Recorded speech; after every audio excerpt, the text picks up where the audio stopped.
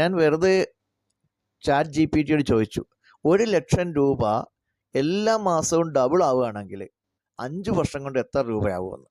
അപ്പോൾ chat GPT അതിന് immediate ആയിട്ട് ഒരു ഫോർമുല തന്നു. അതിനുശേഷം ഒരു ടേബിളും കാണിച്ചു.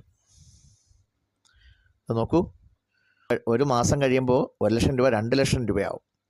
2 മാസം കഴിയുമ്പോൾ 2,00,000 രൂപ 4,00,000 രൂപ 8,00,000, അങ്ങനെ ഓരോ മാസവും കഴിയുമ്പോഴത്തേക്ക് after 5 years which is 60 months is എന്ന് പറഞ്ഞിട്ട് ആ എമൗണ്ട് അവിടെ എഴുതി കാണിച്ചിട്ട് അതിങ്ങനെ വായിക്കുന്നത് 115 sextillion 292 quintillion 150 quadrillion 460 trillion 684 billion 697 million 600,000 rupees.